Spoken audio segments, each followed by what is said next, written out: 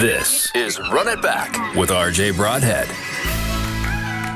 What a difference a week makes. Season-low loss at home against Edmonton, followed by a season-high win in BC. Welcome to Run It Back. I'm RJ Broadhead. It was the best performance of the season by the Tiger Cats. Going into BC, where the Lions had not lost and had been allowing an average of less than 10 points per game at home, the Tiger Cats walked in and put 30 on them in that 30-13 win. Here's Simoni Lawrence. Team-wise, 100%. I feel like we were firing on all phases, and we were all just feeding off each other. Offense was going, defense was going, special teams was going. And anytime you win three phases of football, that's what's going to happen. Jameer Thurman liked how the team played, but he's got some high standards for the club. I think all around is each phase we had a great game. I think that was our most complete game as a team this year, but we could have been better as well still. So it was always room for improvement. In what ways could you have been better? Well, defensively, we could have got off the field a lot more on those second downs. We could have not allowed them to score at the end of the game. Special teams, we could have scored. We could have scored versus that team. And offensively, there's times then we could have finished more drives and scored more touchdowns. It's pretty simple. I mean, we could have converted a lot better on second down. All around, there was a lot of areas that we could improve on, but that was our most complete game as a team for sure. The 30 points was the Ticats' most in 5 games and third most this season. The Ticats are 2-1 when scoring at least 30 points. Their only loss was in Game 1 in Winnipeg. The 13 points allowed is tied for the second fewest for the Ticats this season. Ottawa was the only other team the Ticats held to 13 or fewer points, and they did it to them twice. Limiting turnovers and penalties has been talked about all season. The Tiger Cats were able to do that against the Lions. The Ticats did not have any turnovers for the first time this season and took only 4 penalties for 25 yards. Taylor Powell's good decisions were a big reason why they didn't turn the ball over. A high premium on ball security, just focused on creating explosives and taking care of the ball, and then that leads to wins. So that's kind of the formula we're trying to strive for.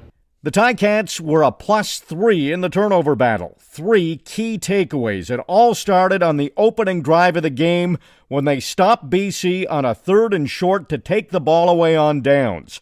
That stop by the defense was a big momentum swing in favor of the Ticats. Let's hear from Simoni Lawrence, followed by Jameer Thurman. Anytime a team goes for it on the first drive, it's like, all right, let's go. This is how they think of us. All right, so let's play some football. And that stop right there, I seen BC players shut it down after that. And that was a momentum change for us for sure. And the offense built off that, and they scored off of that. So, it helped us, and we need more of that. We, as a defense, need to not allow them to even get down there, though, to start off the game. A 2-and-out to start off the game probably is even bigger. Then in the fourth quarter, Thurman got his first interception of the season, which led to a field goal and made it a 3-score game with about 4 minutes to go. Just before that, Tunde Adeleke recovered a fumble, which also led to a Ticats field goal. The forced fumble was credited to Jameer Thurman, but here's why he's such a great leader. I will say I'm not going to not give Tunde his credit. That was his forced fumble. I know they probably gave it to me, but his hand was on the ball and they knocked it out. But those turnovers create momentum for our offense, and we need more of that as a defense. The more we were able to put the ball back in their hands, the more they're able to probably score more points. So they gave him the fumble recovery, but It was all him, both of those. I mean, I love turnovers and everything. I was going to fight it, but, we saw the replay, and I'm going to give him his credit. James Butler was the star of the game. He rushed for 118 yards against his former team, ran in, or more like jumped into the end zone for a touchdown, then caught his first receiving touchdown of the season. He's up to a team-leading 7 touchdowns on the year and has strung together back-to-back 100-yard rushing games with Scott Milanovic calling the plays. To put that into perspective, in his first 8 games of the season, Butler had only 1 100-yard rushing game. This is Taylor Powell speaking about James Butler. I think it's a combination of James. I think it's a combination of our O-line, our tight ends blocking for him. I think it's a combination of our star wide receivers, getting in there and blocking linebackers and DNs and stuff and doing the dirty work, right, just for the sake of the team. But, yeah, James is a heck of a player, and most importantly, one of the best people I know. He's one of my best friends on the team. Taylor Powell had his best game of the season. He completed 78% of his passes, the second straight game where he's been in the high 70s in completion percentage. He threw for 222 yards, the second most of his career, had his first passing touchdown since his first ever CFL pass, and did not throw an interception for the second straight game.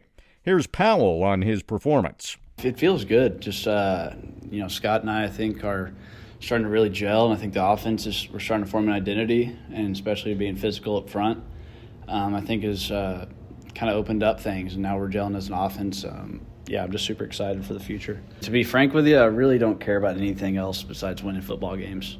That's kind of all that I've always tried to do, just be a winner wherever I go, and that's what I'm trying to do here.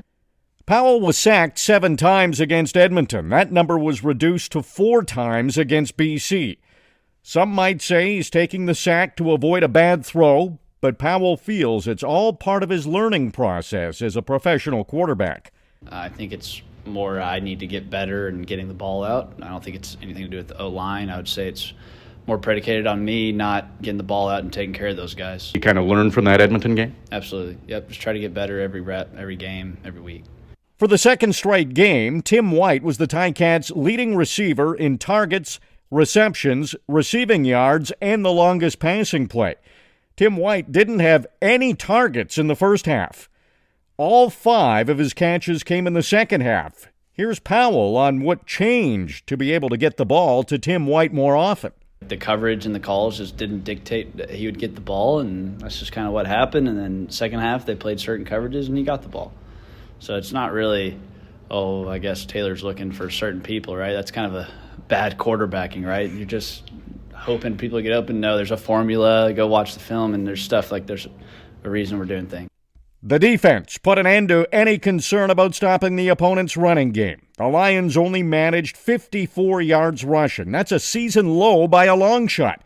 The Ticats' previous low was 84 yards in Week 3 against Montreal. Hamilton had allowed over 100 yards rushing in 8 of 9 games. Simoni Lawrence feels what they did to the Lions is more what the Ticats D is capable of. It's an attitude about when, we came in that game, said no matter what, they're not going to run the ball. We're going to force them to pass because we knew that if we got them to drop back and pass, they was going to have a hard time beating us all day.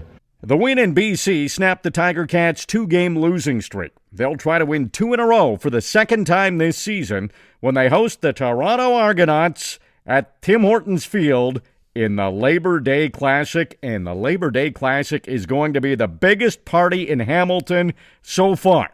Labor Day Classic, it's going to be fantastic. If you don't have your tickets yet, go to ticats.ca/tickets. Luke and I will have the call on the Ticats Audio Network. Tiger Cats pregame starts at 2 o'clock. This has been Run It Back with RJ Broadhead. If you like what you're hearing, give us a review on Spotify, Apple Podcasts, or wherever you find your audio content.